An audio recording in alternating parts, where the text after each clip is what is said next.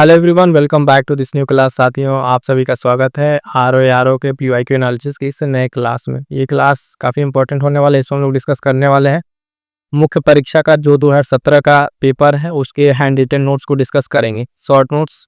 ये क्लास आप सभी को बहुत पसंद आ रही है और आप सभी इसको काफ़ी अच्छे से देख रहे हैं और आपके लिए हेल्पफुल भी है। ध्यान दीजिएगा, इसमें सारे सब्जेक्ट्स कवर है। इस पेपर में जो भी अलग अलग सब्जेक्ट्स हैं उन सारे सब्जेक्ट को हम कवर करते हैं। और आपको बता दें कि इससे पहले मेंस 2000 पेपर 16, 21 और प्रीलिम्स 2023 का पेपर कराया जा चुका है। प्लेलिस्ट बनी हुई है, जाके वहाँ पे वीडियो ढूंढिए और उसको पीवाई के शॉर्ट नोट्स वाले सारे क्लास को कर डालिए। जो साथी नए हैं उनको बता दें टेलीग्राम से ढूंढना ना भूलिएगा। टेलीग्राम पर करंट अफेयर प्रैक्टिस बैच चल रहा है, हाइयो के एकदम लेटेस्ट पैटर्न पर है। उसकी क्लास आ चुकी है, हम आपको दिखा दिए क्लास किस तरीके से क्वेश्चन की उसमें प्रैक्टिस कराई जा रही है। तो जो साथी नए हैं उसे ढूंढना ना भूलिएगा, क्योंकि करंट अफेयर आपकी परीक्षा में बहुत ही महत्वपूर्ण भूमिका निभाने वाला है। जो साथी नए हैं उनके लिए एक और सूचना कि जो क्लासेस यहाँ पर है, एक एक क्लास यहाँ की देख डालिएगा। हर क्लास से आपको प्रश्न देखने को मिलेगा और कोशिश किया जा रहा है जो इंपॉर्टेंट डे वाइज टारगेट आपको दिया गया है इंपॉर्टेंट, वो आपको डेली कराया जा रहा है। टेस्ट सीरीज है उसको भी करते चलिए, यूपी स्पेशल करते चलिए। और आपका कोई भी डाउट है उसको कमेंट जरूर कीजिएगा, ठीक है। आइए चलिएगा स्टार्ट करते हैं आज की अपनी क्लास को। आर ओ मेंस 2017 यहाँ से हम लोग देखेंगे। तो देखिए, सबसे पहले इसमें जो प्रश्न क्या यहाँ पूछा गया था मेंस के हैंड रिटन नोट्स में। तो पहला पॉइंट कह रहा है कि पुरातात्विक स्थल दिया था और खोजकर्ता। आप साथियों को पहले से ये बात पता है कि मेंस में जो है आर के इसमें ज़्यादातर सवाल जो आपके सुमेलित करने वाले, ठीक है। मिलान कीजिए निम्नलिखित में कौन सही है, या सूची को क्रमबद्ध करने वाला, इस तरह के प्रश्न पूछे जाते हैं। इसी तरीके से पूछा गया है पुरातात्विक स्थल, एक तरफ दिया हड़प्पा, हस्तिनापुर, तक्षशिला और कौशाम्बी।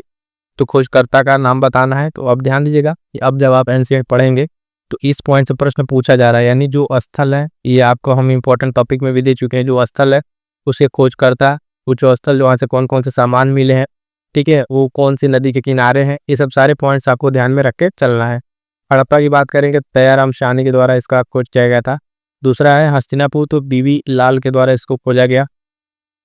तीसरा पॉइंट है तक्षशिला, तो जॉन मार्शल के द्वारा इसको खोजा गया। और कौशाम्बी जो है एनजी मजूमदार, ठीक है, इनके द्वारा ये खोजा गया है। आगे बढ़ेंगे, फिर से एक मोस्ट इंपॉर्टेंट पॉइंट्स आ रहा है जिसको मैं बार बार हर क्लास में रिपीट कर रहा हूँ कि महाजनपदाज और उनकी राजधानी एकदम आपके जुबान पे रटा होना चाहिए। खास करके यूपी के जो है, उत्तर प्रदेश में जो 8 महाजनपदाज रहे उनको आपको अच्छे से ध्यान में रखना है। तो फिर से यहाँ पूछा है अंग, उसकी राजधानी चंपा। वत्स की बात करेंगे तो कौशाम्बी इसकी राजधानी हो जाएगी। मत्स्य की अगर बात करेंगे महाजनपदाज, तो इसका विराटनगर हो जाएगा। अगर देखेंगे अगला पांचाल, तो अहिच्छत्र इसका हो जाएगा। कौशल का श्रावस्ती। अब देखिए यहाँ पे आपको 5 नाम दिख रहा होगा, तो ये इस टाइम जब पूछा था तो कैसे दे दिया था, कौन सुमेलित नहीं है। एक जो उसमें गलत था वो 4 ऑप्शन और एक दूसरा वाला भी सही करके आप पे कंप्लीट 5 पॉइंट आपको दे दिया गया है। यानी जो गलत है वो भी उसको सही करके इसमें आपको दे दिया गया है। अगला पॉइंट जो पूछा था महावीर स्वामी से रिलेटेड, ये देखिएगा महावीर स्वामी, ठीक है। ये जो है इनका जन्म आप जानते हैं वैशाली के पुंडलग्राम में हुआ, और ये जब उसको ज्ञान के सर्वोच्च ज्ञान की प्राप्ति कर लिए जो कैवल्य की, तो कैवलिन कहलाए ये। और जो कहाँ पे इनको ये ज्ञान मिला था, तो जिम्बिका ग्राम है जो, वहाँ पे रिहिपालिका नदी है, ये नदी का नाम याद रखिएगा। और साल वृक्ष के नीचे इनको जो है कैवल्य की प्राप्ति होती है, जो इनको ज्ञान प्राप्त होता है। तो सिंपल से यहाँ से प्रश्न को यदि स्टेटमेंट बना के भी पूछ लेगा कि इनको किस नदी के किनारे, तो जो पालिका नदी है इसके निकट जो है साल वृक्ष के नीचे इनको कैवल्य की प्राप्ति हुई थी, ठीक है। और इनका जन्म वैशाली कुंडलग्राम आप जानते हैं। आगे बढ़िएगा, देखिएगा अगला प्रश्न कुछ शासक दिया था और उनके वंश को मिलान करना था, ठीक है। तो सूची 1 सूची 2 हो गया। ये डिमेट्रियस की बात करेंगे तो ये हिंद यूनानी शासक था। और रुद्रदामन को आप जानते हैं, ये शक के एक महान प्रतापी शासक रहे रुद्रदामन। गोंदो फर्निच की अगर बात करेंगे साथियों, गोंदो फर्निच से ध्यान, ये पल्लव वंश के शासक थे। और विम कडफी जो फिशस है ये कुषाण वंशीय शासक है। अब देखिए ये शासक अगर आपसे पूछ लिए हैं कि तो पीवाईक्यू का पॉइंट, अब यहाँ से और आपको क्या ध्यान देना है, इन शासक से रिलेटेड कोई इंपॉर्टेंट अगर बैटल है, युद्ध है, इन्होंने कोई अगर इस तरह के सिक्के चलाए, कुछ ऐसा काम किया जो स्पेसिफिक है, उसको आपको अपने नोट्स में एड ऑन कर लेना है। यहाँ पे पीवाईक्यू बहुत सारा अगर ऐड करेंगे तो पीवाईक्यू से बहुत ज़्यादा अलग चला जाएगा पूरा टॉप। लेकिन थोड़ा थोड़ा जो मैं आपको हिंट दे रहा हूँ उस चीज़ को ध्यान में रखेंगे। अगर आप इस तरीके से अपने नोट्स को अपडेट कर लेंगे तो नो डाउट ये चीज़ आपको फिर से पुलिस में सीधे-सीधे प्रश्न के रूप में देखने को मिलेंगी। अगला पॉइंट कह रहा है कि सातवाहन युग जो है कथन कार्य वाला था कि ये दक्षिण भारत में जो है प्राकृत व संस्कृत दोनों ही भाषाओं का समान रूप से विकास हुआ। तो सातवाहन युग बेसिकली था क्या, तो देखिए इस सातवाहन जो युग है, इस युग की राजभाषा थी आपकी प्राकृत। क्या थी? राजभाषा थी प्राकृत। लेकिन इसमें स्पेशल क्या हुआ कि इसके जो प्राकृत भाषा है इसके साथ साथ जाकर आप देखें तो संस्कृत भाषा का भी समान रूप से विकास हुआ। ठीक है, समान रूप से विकास हुआ। तो ये चीज़ इसलिए क्योंकि जो सातवाहन के शासक थे, इन्होंने समान अवसर दिया इन भाषाओं को भी बढ़ने का, है ना, और उस भाषाओं में भी रचनाएं हुई। तो ये चीज़ ध्यान रखिएगा, दोनों ही भाषाओं का विकास हुआ स्टेटमेंट में था।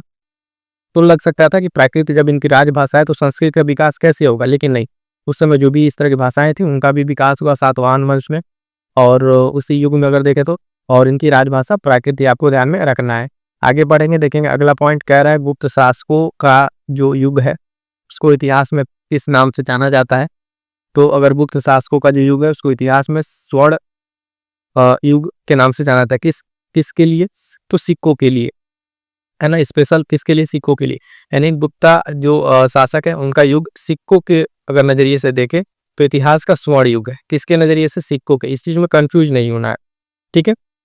तो सिक्कों के नजरिए से अब इन्होंने सिक्कों के लिए क्या किया, तो गुप्त शासकों ने जो है स्वर्ण मुद्राएं चलाई, चांदी के सिक्के चलाए। तो जो स्वर्ण मुद्रा थी उनको कहते थे दिनार। क्या कहते थे? दिनार। और जो चांदी के सिक्के थे इनको कहते थे रूपक। क्या कहते थे साथियों? रूपक कहते थे। अब देखिए यहाँ तो पॉइंट क्या क्या पूछ सकता है, अगर प्रश्न पूछे तो बन सकता है कि जो सिक्कों के लिए स्वर्ण स्वर्ण काल या स्वर्ण युग कौन सा युग रहा है, तो गुप्त शासकों का टेन्योर रहा है। गुप्त शासकों की जो स्वर्ण मुद्राएं थी वो उनको क्या कहते थे, तो उनको दिनार कहते थे। क्योंकि चांदी के सिक्कों को क्या कहते थे, तो रूपक कहते थे। ये सारे पॉइंट्स को ध्यान में रखिएगा। अगला पॉइंट कह रहा है कि चांदी के सिक्के जारी करने वाला जो है प्रथम गुप्त शासक, ये जो है चंद्रगुप्त सेकंड। चंद्रगुप्त जो सेकंड है इसने चांदी के सिक्के जारी करने वाले प्रथम शासक गुप्त शासक रहा है।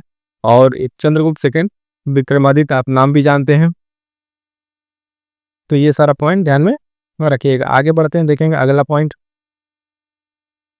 अगला पॉइंट वही युद्ध वाला दिया है। इसमें भी कई युद्ध है जो आपके रिपीटेड हैं, खास करके तालीकोटा का युद्ध और घाघरा का युद्ध, ये पहले पूछा जा चुका था। युद्ध दिया हुआ है, वर्ष दिया हुआ है।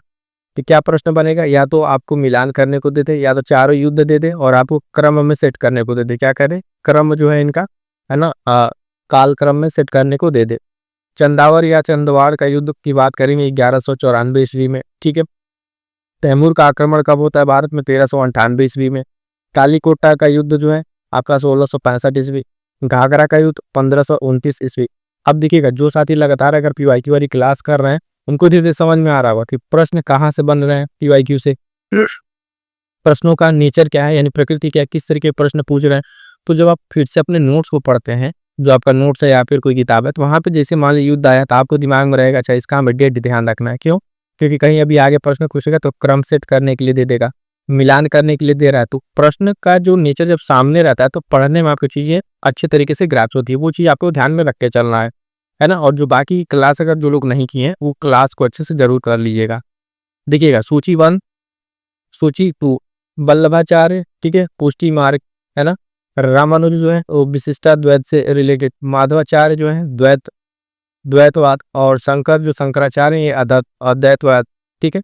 तो ये देखिए अभी इतना इंपॉर्टेंट है ये आरओ यारो मेंस में, यूपी पीसीएस प्रीलिम्स में, आरओ यारो प्रीलिम्स में, इवन तो जो आप यूपी ट्रिपल एससी के एग्जाम से उसमें, तो उसमें इस तरह के पूरा नहीं पूछता है, कोई एक लेके पूछ लेता है। जैसे मान लीजिए पूछे वल्लभाचार्य किससे संबंधित है, 4 आपके ये ऑप्शन बना के दे दिए तो उसमें से आपका पुष्टि मार्क, है ना। तो ये इतना इंपॉर्टेंट है कि ये आपको एकदम रटा होना चाहिए। ये चीज एकदम ध्यान रखिएगा, मैं फिर से बार बार बोल रहा हूँ। इसको जैसे तैसे करके आप समझ के रट के जैसे भी तैयार कर लीजिए। ये प्रश्न गलत नहीं होना चाहिए। मिलान में अक्सर फ्रिक्वेंटली ये प्रश्न आपसे पूछा जा रहा है, ठीक है। आगे बढ़ेंगे, देखेंगे अगला पॉइंट। अगला पॉइंट है कि बाबरनामा। ये बाबरनामा क्या है, तो इसका मूल शीर्षक अगर आप जाने तो ये तुजू के बाबरी, ठीक है, बाबर के द्वारा जो लिखी किताब थी, ये आत्मकथा है। मुगल बादशाह जो बाबर था उसकी ये आत्मकथा है। और इसकी जो ओरिजिनल भाषा है वो क्या थी, तुर्की भाषा थी। बाद में इसको अंग्रेजी में अनुवाद किया गया, तो अंग्रेजी में अनुवाद जो किया गया था उसी पे प्रश्न पूछा था। तो लेडन और रस्किन, इन दो व्यक्तियों ने इसको इंग्लिश में ट्रांसलेट किया कब? 1810 में। ठीक है, 1810 में इसको ट्रांसलेट किया लेडन और रस्किन ने। तो सिंपल सा पॉइंट है, प्रश्न में सिर्फ इतना पूछा था कि जो तुझके बाबरी है उसका जो है इंग्लिश में अनुवाद किसने किया था। तो यहाँ पे 2-3 पॉइंट हम आपको जो ऐड किए हैं वो बता दें कि ये पहली चीज़ तो बाबर की आत्मकथा है ना, और ये बाबरनामा, इसका नाम एक बाबरनामा भी है, मूल शीर्षक इसका तुझके बाबरी, और भाषा याद रखिएगा इसकी तुर्की भाषा में ये लिखा हुआ है। ठीक है, तो इतने सारे पॉइंट्स को ध्यान में रखिएगा। अगला पॉइंट कह रहा है मुगल काल में राजा बनाने वाले नाम से प्रसिद्ध है, यानी जो किंग मेकर्स की भूमिका में कौन से मुगल में? तो सैयद बंधु। ये सैयद बंधु जो सैयद ब्रदर्स थे, इसमें हुसैन अली और अब्दुल्ला, ये दो नाम है। ये लगभग 1713 से 1720 तक ये फ्रिक्वेंटली जिसको चाहे उसको राजा बना देते थे। ठीक है, तो ये राजा बनाने की भूमिका में बहुत प्रसिद्ध थे इतिहास में, है ना, सैयद बंधु। और इनका नाम याद रखिएगा, एक का नाम हुसैन अली और दूसरे का नाम अब्दुल्ला। ठीक है, ये दो नाम है, याद रखिएगा। आगे बढ़ेंगे, अगला पॉइंट जो प्रश्न पूछा था, दारा सिकों को दफनाया गया था कहाँ पर? तो दिल्ली में।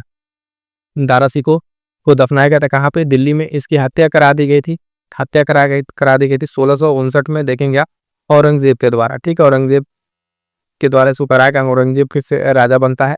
तो ये ध्यान दीजिएगा, सिंपल सा बहुत छोटा प्रश्न था, कहाँ दफनाया गया था ये पूछ लिया था।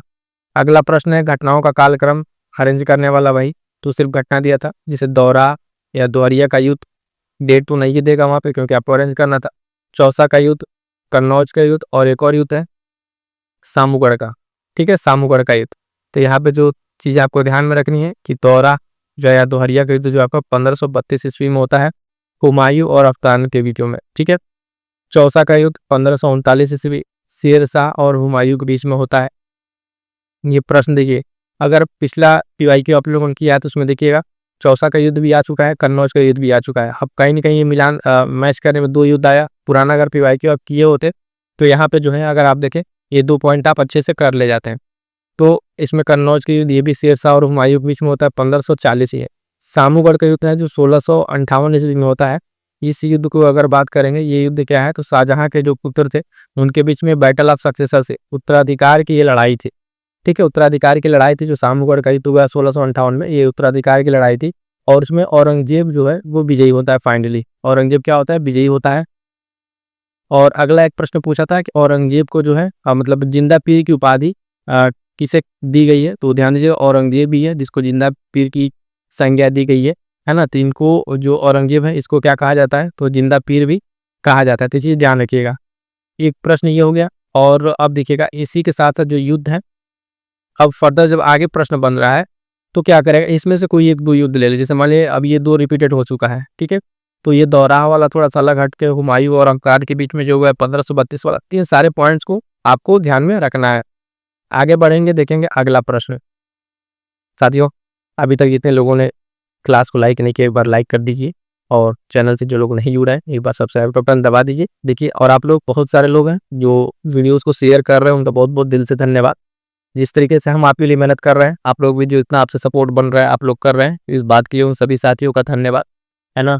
तो जितना हो सके उतना एक बार शेयर कर दीजिए। क्लास बहुत अच्छी है और इससे हो सके जिसका भी, जितने आपके साथी उनको आ रहे हैं, मगर 2-4 क्वेश्चन 10 क्वेश्चन का अगर फायदा हो जा रहा है कि बहुत, तो उनके लिए फायदे की बात होगी। शायद इससे किसी का जो है आराम से जो इनका 2-4 प्रश्न से प्रीलिम्स शुरू करा है, इन चीज़ों को अगर वो भी अच्छे से अगर इस तरीके से पढ़ लेंगे PYQ को, जो अक्सर आप लोगों से मिस होता है, तो उस चीज़ को बहुत ही अच्छे तरीके से यहाँ पे आपको दिया जा रहा है। तो इस चीज़ को कोशिश कीजिएगा ज़्यादा से ज़्यादा तक लोगों को पहुँचा दीजिएगा। अगला पॉइंट इसमें क्या है, पूछा था मलमपुझा बांध किस नदी पर स्थित है? ध्यान दीजिए, कई बार जो बांध होता है जिस नाम से होता है उसी नदी पर रहता है, जैसे रिहंद बांध रिहंद नदी पे। इसी तरीके से ये मलमपुझा बांध जो है ये भी मलमपुझा जो नदी है उस पे है, और ये कहाँ पे है? पलक्कड़ जो है केरल में ये स्थित है। ठीक है, तो इसमें सब इतना पूछा था कि किस नदी पर है, हमने आपको ये बता दिया कि ये नदी कहाँ पर है और किस जगह पे ये बांध आपको देखने को मिलेगा। आगे बढ़ेंगे, देखेंगे अगला प्रश्न। देखिए फिर से घटनाओं का कालक्रम कह रहा है इसमें, नेहरू रिपोर्ट, अगस्त प्रस्ताव, क्रिप्स मिशन, वेवेल योजना। नेहरू रिपोर्ट 1928, अगस्त प्रस्ताव 8 अगस्त 1940, क्रिप्स मिशन मार्च 1942, वेवेल योजना 14 जून 1945। अच्छा, अब ये जो पॉइंट्स मान इस तरह के पूछ लिए गए, अब आप अपने नोट्स में जाएंगे, जो ये चारों पूछा हुआ है इन सब के बारे में जो 1-1 2-2 3-3 पॉइंट जो बन रहे हैं, आखिर नेहरू रिपोर्ट क्या है, अगस्त प्रस्ताव क्या है, क्रिप्स मिशन क्या है, वेवेल योजना क्या है, इन सब के बारे में 2-2 3-3 पॉइंट आपके पास शॉर्ट नोट्स में होने चाहिए, क्योंकि अगली बार अगर पूछ ले नेहरू रिपोर्ट से संबंधित निम्नलिखित कदमों पर विचार कीजिए, तो आप उसमें कंफ्यूज ना हो, इसलिए क्योंकि नेहरू रिपोर्ट की चर्चा पीवाईक्यू में हो चुकी है। अब उससे रिलेटेड जो पॉइंट्स आपको आने चाहिए, 2 पॉइंट आपको एकदम सिप पे होने चाहिए। अच्छा, नेहरू रिपोर्ट है, ये ऐसी चीजें हैं, उसको आप अपडेट जरूर कीजिएगा। यहाँ पे जो पीवाईक्यू है उसके अकॉर्डिंग आपको चीजें समझ के आगे बढ़ना है, ठीक है। तो इस तरीके से भी प्रश्न बन सकते हैं। अगला प्रश्न देखिए, फिर से इसी तरीके से दिया हुआ राजनीतिक दल। राजनीतिक दल के बारे में अगर बात करें एक तरफ वर्ष, तो भारतीय राष्ट्रीय कांग्रेस, भारतीय जनसंघ, भारतीय साम्यवादी जो दल है, उसके बाद से देखेंगे इसमें भारतीय साम्यवादी दल और AIADMK। तो राष्ट्रीय कांग्रेस आप जाना 1885, भारतीय जनसंघ 1951 और साम्यवादी दल 1925, और जो AIAD जो MK है ये 1972। इसी तरीके से CPPCS में प्रश्न पूछा था, कांग्रेस का दिया था, ठीक है, बीजेपी का दिया था, और आपका ये BSP का दिया था, और एक और कम्युनिस्ट पार्टी का दिया था। इसी तरीके से अरेंज करने का उसमें भी पूछा था। तो यहाँ भी इन सारे पॉइंट्स को ध्यान में रखिएगा और डेट के साथ आगे बढ़ेंगे। देखेंगे अगला पॉइंट क्या कह रहा है कि ब्रिटिश संसद ने चाय और चीनी के साथ व्यापार को छोड़कर ईस्ट इंडिया कंपनी के का जो एक अधिकार था भारत के साथ, उसको समाप्त कर दिया था। तो किस एक्ट में ये किया था, तो ध्यान देंगे 1813 का जो चार्टर एक्ट अधिनियम है, उसमें जो है क्या किया गया, तो चाय और चीनी को छोड़ के बाकी अन्य सारे का अधिकार जो है ईस्ट इंडिया कंपनी का भारत के साथ था, उसको खत्म कर दिया गया। अच्छा, अभी की देखिएगा 1813 का जो चार्टर एक्ट अधिनियम, इसी तरीके से जो संवैधानिक प्रावधान है इसके 1853 का और 1919, 1909, इन सारे जो ये एक्ट हैं संविधान संशोधन से मतलब संविधान के विकास क्रम को लेके, उनको आप एक बार अच्छे से देख लीजिए। इन सबके 2 से 3 पॉइंट ऐसे इंपॉर्टेंट जो बार बार रिपीट होते हैं, जैसे 13 का अधिनियम है ना, इन सबको 1700 से जो स्टार्ट होता है आपका चार्टर एक्ट, उन सबको लेकर अच्छे से तैयार कर लीजिएगा। आगे बढ़ेंगे, देखेंगे अगला पॉइंट क्या कह रहा है। अगला कह रहा है कि पुस्तक और लेखक दिया हुआ है। The Indian war of independence, सारे 1857 से रिलेटेड ये पुस्तक है। तो ये है वीडी सावरकर का, और वीडी सावरकर जो अभिनव मेला, एक आपने सुना होगा, अभिनव मेला करके स्टार्ट किया था वीडी सावरकर, बहुत इंपॉर्टेंट है, कई बार पूछा हुआ है। The sipahi mutiny and the revolt of 1857, RC Majumdar, ठीक है। उसके बाद से है the great rebellion Ashok Mehta, ठीक है, the great rebellion Ashok Mehta, और civil rebellion in the Indian mutiny जो 1857-59, ये SB चौधरी, ठीक है। तो ये 1857 की कुछ प्रमुख पुस्तकें हैं, इसको आपको ध्यान में रखना है। 1-2 पॉइंट और बताएं, जैसे 1857 क्रांति से आपको क्या क्या देख लेना चाहिए, जैसे तो पुस्तक हो गए। 1857 क्रांति में डिफरेंट तरीके के स्टेटमेंट दिए हुए हैं, कौन किसका कथन है 1857 क्रांति बारे में, वहां जब आप जाएंगे बुक में देखेंगे अपने नोट्स में, तो आप बहुत सारे स्टेटमेंट, उन सारे स्टेटमेंट को एक बार अच्छे से दोहरा लीजिएगा, ठीक है। उसके बाद 1857 क्रांति में क्या पूछता है कि जो आपका अलग अलग जगह है वहां से नेतृत्व कौन किया था, ठीक है, वहां से मिलान करने वाला प्रश्न पूछा जाता है। 3 सारे पॉइंट्स को एक बार रिविजन जरूर कर लीजिएगा। आगे बढ़ेंगे, फिर से दिया था अरेंज करने वाला सही से मिली कुछ रिपोर्ट है और कौन किसके द्वारा आपका ये दिया गया। तो पीरपुर रिपोर्ट की बात करेंगे 1938, ये राजा मोहम्मद मेहदी के द्वारा इसको प्रस्तुत किया गया। लाहौर प्रस्ताव की बात करेंगे साथियों, तो 1940 में ये फजलुल हक के द्वारा इसको लाया गया। गांधीयन प्लान 1944, आप जानते हैं कि नारायण अग्रवाल के द्वारा इसको लाया गया था। और पीपल्स प्लान जो जनता का प्लान है 1945, ये MN रॉय, ठीक है, MN रॉय के द्वारा लाया गया था। प्रश्न किस तरीके से पूछा था, ये सब दिया था, और इसके सामने जो है जैसे रिपोर्ट हो गई, इसके सामने ये नाम दिया हुआ कौन सा ही सुमेलित नहीं है, तो उसमें एक दिया था भूदान आंदोलन, भूदान आंदोलन था, और इसमें जो विनोबा भावे है इनको दिया था पीपल्स प्लान का नाम के आगे, तो ये उससे संबंधित नहीं है। विनोबा भावे आप जानते हैं भूदान जो आंदोलन है और सत्याग्रह, इससे ये संबंधित है, इनको ध्यान रखिएगा। और इसमें हमने आपको अलग से इसमें जो अरेंज करने वाला जो डेट है ये आपको हमने यहाँ पे दे दिया है, इससे आपको ध्यान रहेगा। इस तरह की चीज़ों को देखिए, बार बार कुछ चीज़ होती है कि इसको बार बार रिविजन करना पड़ता है, ऐसा नहीं कि एक बार आपने पढ़ दिया, पढ़ के छोड़ दिया तो चीज़ें आपके लिए हो जाएंगी, नहीं। चाहे कि PCS का एग्जाम हो, चाहे इस तरह के एग्जाम से, इसमें आपको जो फैक्ट्स हैं, जो पॉइंट्स, उसको बार बार रिकॉल करना पड़ेगा। तो इस तरह के जो डेट है इनको अरेंज करने को उस पैटर्न पर अपने माइंड को सेट करना पड़ेगा, तब जाकर चीज़ें आपके लिए अच्छे तरीके से वर्क करेंगे। तो विनोबा भावे भूदान आंदोलन, बाकी ये डेट ध्यान रखिएगा। अगला इसी तरीके से चेरुथानी बांध जो है किस नदी पर है, तो ये चेरुथानी जो है ये चेरुथानी नदी पर ही है। ऑप्शन में आपका वो नहीं दिया था, पेरियार नदी दिया था, तो जो चेरुथानी नदी है समझिएगा, चेरुथानी नदी वो सहायक नदी है पेरियार की। तो अगर ऑप्शन में आपका चेरुथानी बांध पूछ रहा है और वो नदी का नाम दिया तो ठीक है, नहीं देगा तो पेरियार नदी होगा। ये केरल की जो पेरियार नदी है ये होगा। क्यों?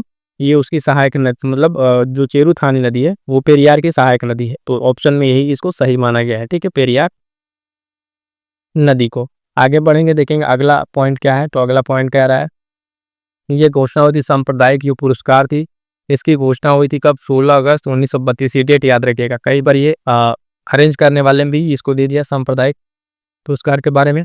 तो रैमजे मैकडोनाल्ड उस समय जो ब्रिटिश प्रधानमंत्री, इसके द्वारा इसकी घोषणा की गई थी। इसमें किया क्या गया था? इसके तहत जो है अल्पसंख्यक समाज के लिए विधानमंडल में कुछ सीटें आरक्षित कर दी गई थी और उन आरक्षित सीटों पर वो आरक्षित लोग ही क्या करेंगे? मतदान करेंगे। तो ये सांप्रदायिक जो पुरस्कार पर ये चीज़ें हैं, ये बहुत ही एक तरीके से फूट डालो की नीति के तहत इसको किया गया था इम्प्लीमेंट। इसको आपको ध्यान में रखना है। आगे पढ़ेंगे, देखेंगे सोन नदी के बारे में कुछ पॉइंट दिया था, सोन नदी स्टेटमेंट करके। तो सोन नदी पहले तो यानी ये अमरकंटक की पहाड़ी से निकलती है और गंगा में जाके जो पटना के समीप जो है वो गंगा में मिल जाती है सोन नदी। तो ये सहायक नदी किसकी हुई? गंगा की। अब कुछ सहायक नदियां हैं जो आपके सोन नदी की हैं, जिसमें बनास, गोपथ, रिहंद, ये सब क्या है? सहायक नदियां। प्रश्न कैसे पूछा था कि सोन नदी के बारे में निम्नलिखित तत्वों पर विचार कीजिए। पहला कि ये अमरकंटक से निकलती है और दूसरा कि इसकी सहायक नदियों में ये नदियां हैं। तो इस तरीके से सिंपल सा आपका स्टेटमेंट वाला प्रश्न बन सकता है किसी भी छोटे से प्रश्न को लेकर। तो जो नदी है, नदी का आपका कहाँ से निकलती है, उसका मुहाना कहाँ है, कहाँ मिलती है, ये पॉइंट किसकी सहायक नदी है, उसकी भी कोई सहायक नदी है कि नहीं, उसमें कोई बांध है कि नहीं, उससे रिलेट कोई प्रोजेक्ट है कि नहीं। इस तरह के जब आप पढ़ें, इस तरह के डायमेंशंस पे आप थोड़ी नज़र को, दिमाग को लेके जाएं, यहाँ इस तरह के पॉइंट्स हो सकते हैं यहाँ पे। उसी तरीके से ये है, अमरकंटक की पहाड़ी से निकलेगी, गंगा में मिल जाएगी, कहाँ पर? पटना में। और इसकी सहायक नदियाँ ये हैं सामने। आगे बढ़ेंगे, देखेंगे अगला पॉइंट कह रहा है कि चित्रकूट जलप्रपात स्थित है। तो कहाँ पर? तो ये बस्तर जिला में स्थित है, छत्तीसगढ़ में।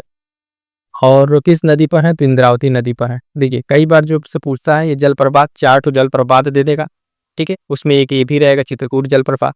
पूछ लेगा किस नदी पर है, ठीक है, 4 नदियां दे के दे देगा।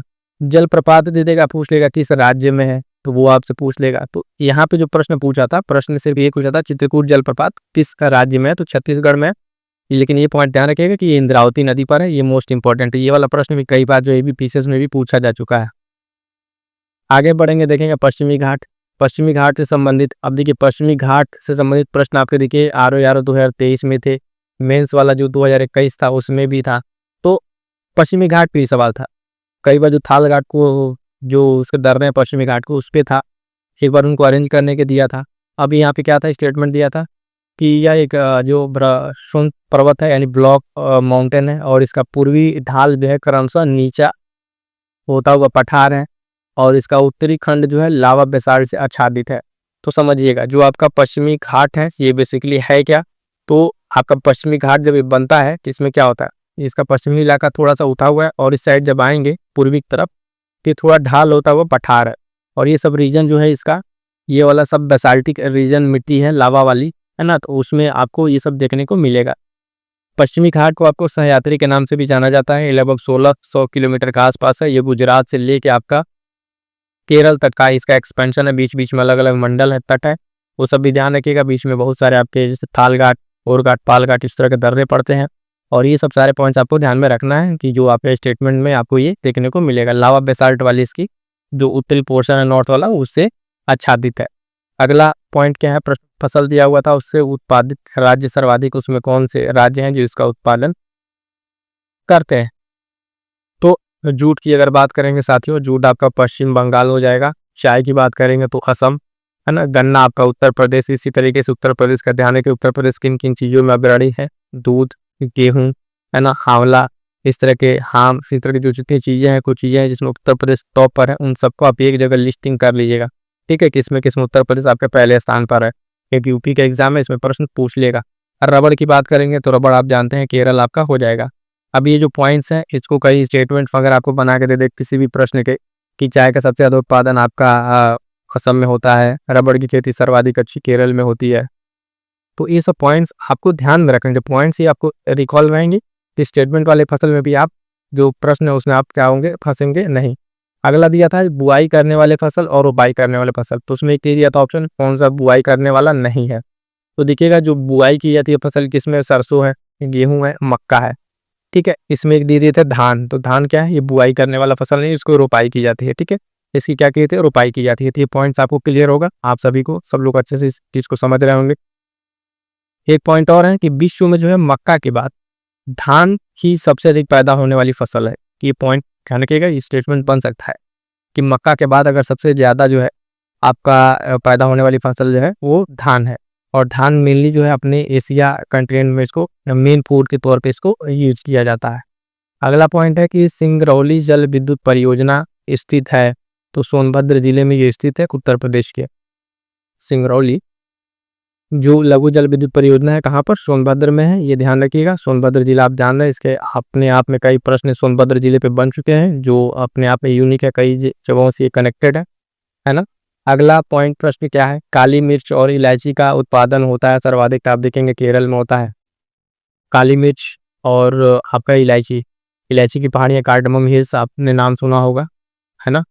तो जो आपका ये ट्राई जंक्शन है यहाँ पर नीचे, केरल, कर्नाटक और तमिलनाडु का, तो यहाँ पे इस सब ये का उत्पादन अच्छा खासा है।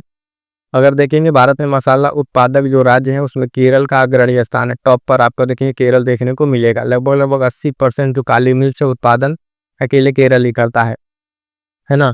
तो काली मिर्च और इलायची आपका केरल हो जाएगा। आगे बढ़ेंगे, अगला पॉइंट क्या कह रहा है, लिग्नाइट से संबंधित है।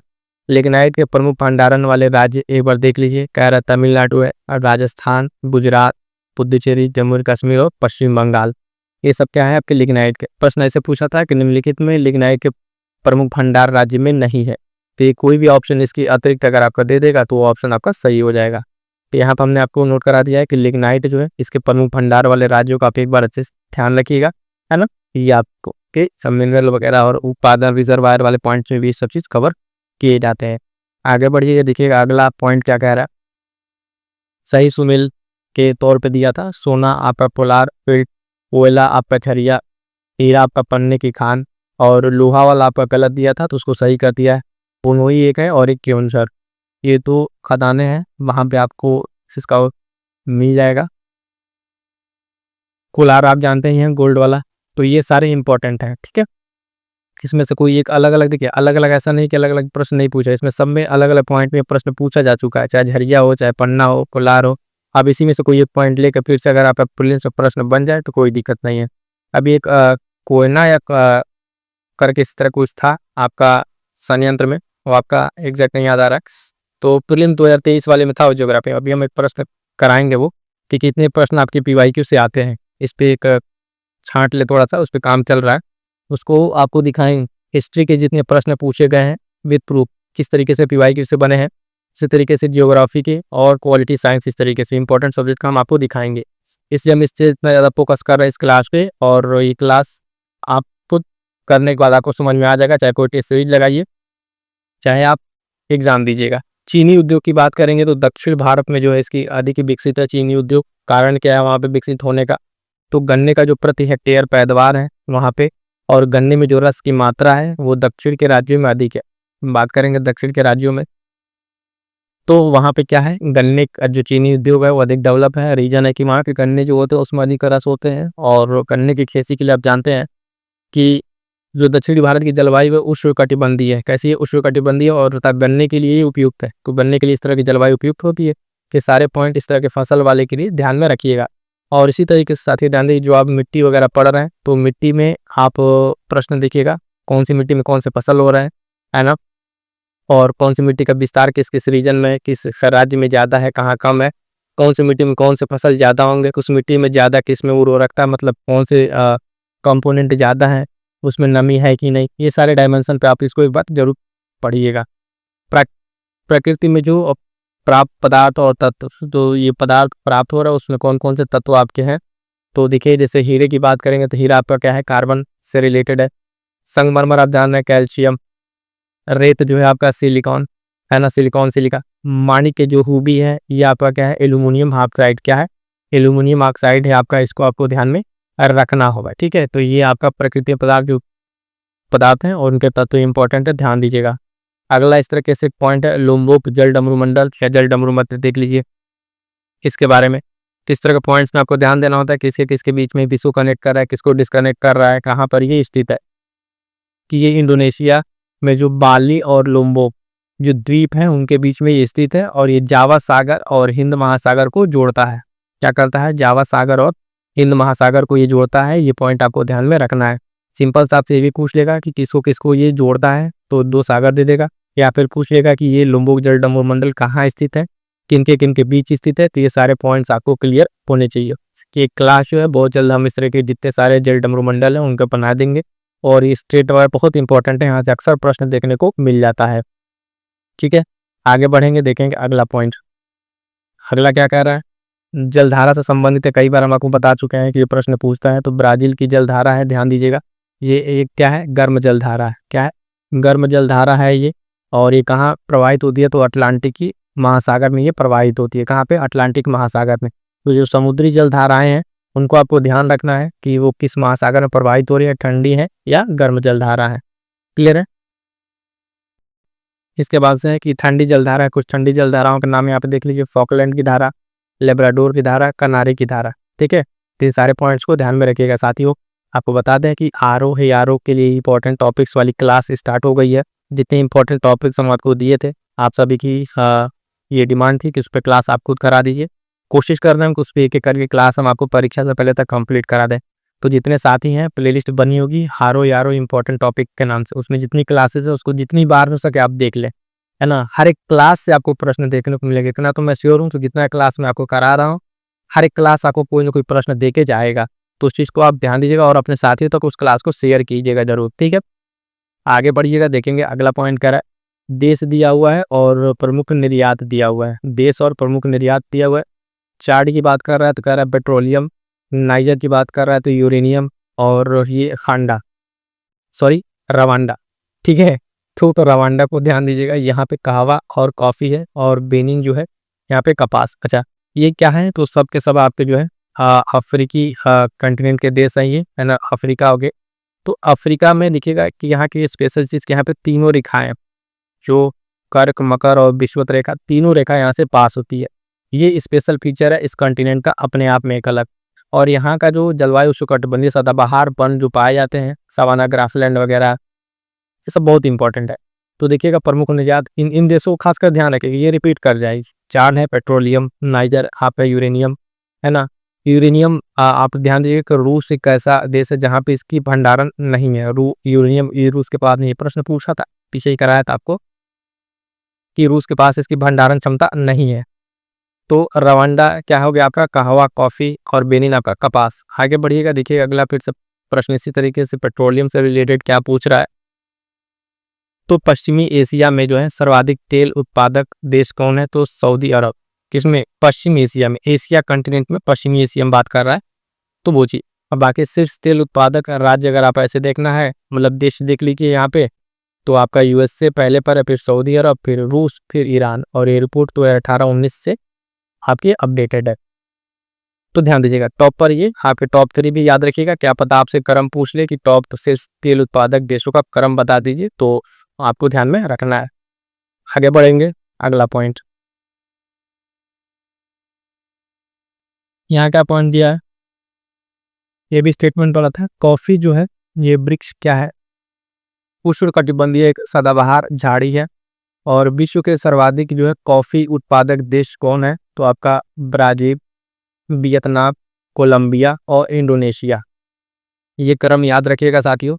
कॉफी उत्पादक से अक्सर प्रश्न पूछ लिया जाता है, तो इन देश का नाम कोई एक भी पूछ सकता है। तो ब्राजील टॉप पर, वियतनाम, कोलंबिया, इंडोनेशिया। और ये क्या है कि इस तरीके कॉफी जो है उष्णकटिबंधीय सदाबहार एक झाड़ी है।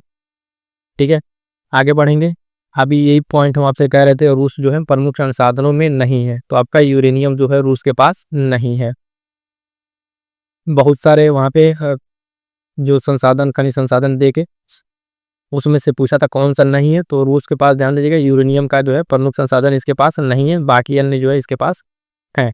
अगला पॉइंट कह रहा है उत्तरी अमेरिका का सुपीरियर झील क्षेत्र प्रसिद्ध है, तो वो लौह अयस्क भंडार के लिए प्रसिद्ध है। किसके लिए, लौह अयस्क भंडार के लिए प्रसिद्ध है। और ये सुपीरियर झील वाला रीजन पूछ रहा है, यहाँ पे मेसाबी और बर्मिलन ये 2 प्रमुख लौ अयस्क खदानें हैं। प्रश्न यहाँ सिर्फ आपसे इतना पूछा था कि सुपीरियर लीग का जो क्षेत्र है झील का वो किसके लिए, तो लौ अयस्क के लिए। अगली बार अगर ये प्रश्न पूछा ही है तो यहाँ से भी पूछ सकता है कि वहाँ कौन सी प्रमुख लौ खदानें हैं, तो ये 2 खदानों के नाम याद रखिएगा, इंपॉर्टेंट रहेगा, मेसाबी तथा बर्मिलन। ठीक है, ये 2 आपके जो है प्रमुख लौ खदानें हैं। अगला प्रश्न कह रहा है पॉइंट कि यह झील जो है यूएसए तथा कनाडा के सीमा पर स्थित है। तो आप जानते हैं सुपीरियर झील आपके वहाँ पे स्थित है, और उसके साथ साथ जो यूएसए कनाडा पे जो 5 लेक्स है, ठीक है, 5 झीलें, सुपीरियर, ह्यूरॉन, मिशिगन, है ना, हीरी, इन सब का क्रम भी एक बार देखिए पीवाईक्यू में भी पूछा जा चुका है, इनका क्रम आपको, ठीक है, क्रम, और वो कौन किस बॉर्डर पे है, कौन टोटली एक देश में है, उसको आपको ध्यान में रखना है।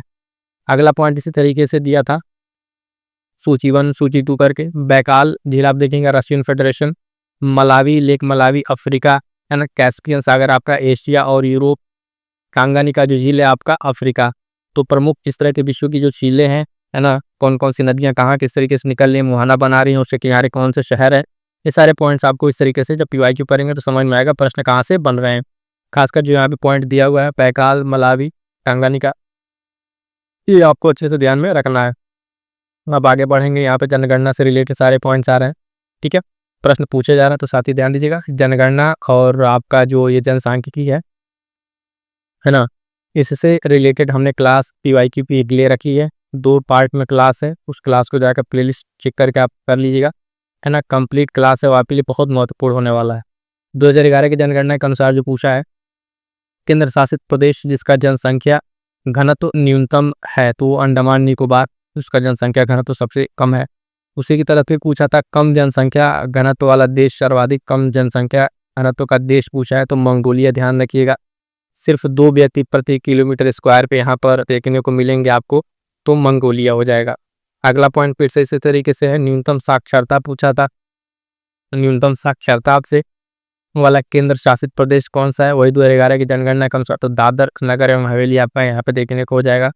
केंद्र शासित प्रदेश जो आपका लिंगानुपात में न्यूनतम है तो आपका दमन और दीव हो जाएगा, क्या हो जाएगा, दमन और दीव हो जाएगा।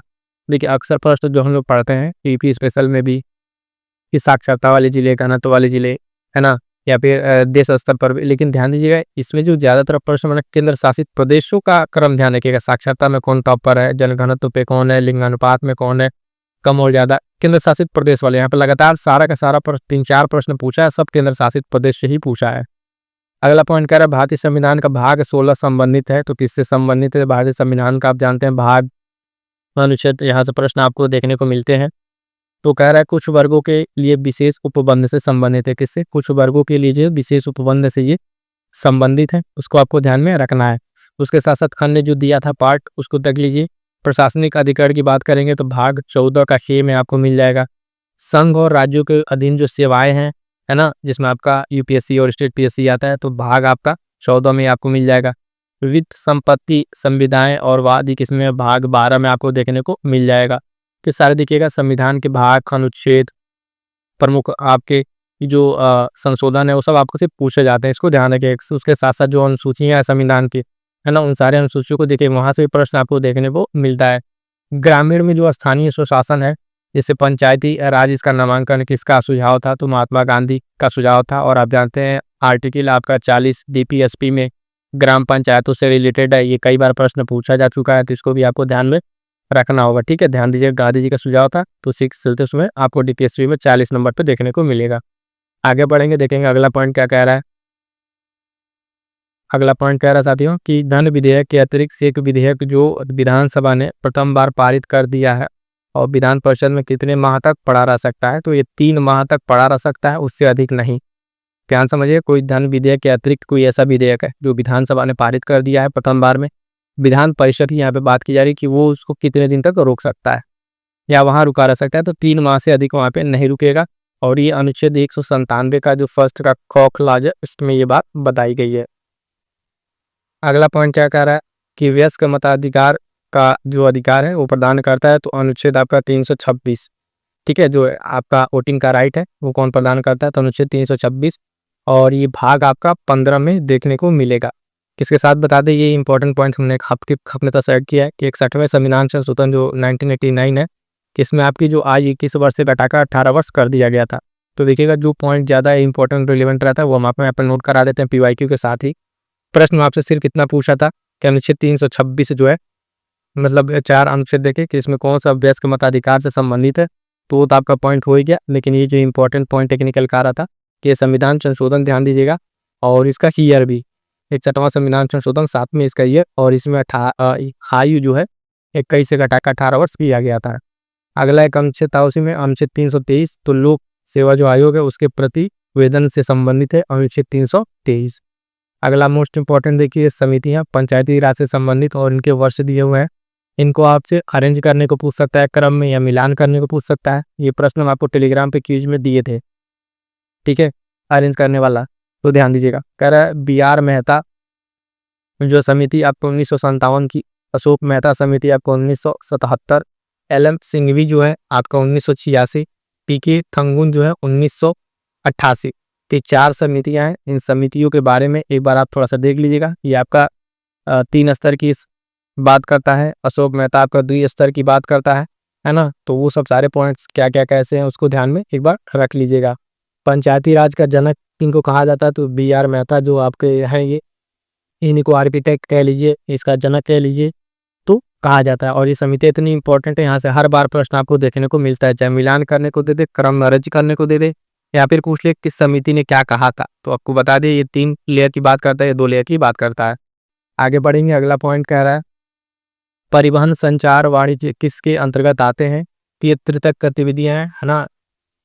किस तरह की गतिविधियां हैं, तृतीय क्षेत्र की गतिविधियां हैं जो परिवहन संचार हैं, तो ये भी बता दीजिए। प्राथमिक और द्वितीयक भी बता दीजिए। तो प्राथमिक ध्यान दीजिए कृषि से संबंधित है, द्वितीयक आपका विनिर्माण क्षेत्र उद्योग क्षेत्र से संबंधित रहता है, इसको ध्यान में रखिएगा।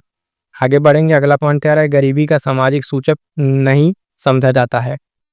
तो जो परिवहन के साधन है उनकी संख्या जो है उसको ये गरीबी के सूचक के साधन में नहीं माना जाता है, यानी परिवहन के साधन में कितनी संख्या आपके पास है उसको इसके सूचक में नहीं माना जाता है। तो सूचक में माना क्या जाता है गरीबी का जो सामाजिक सूचक है, तो इसके सूचक में जो माना जाता है निरक्षरता का स्तर, ठीक है।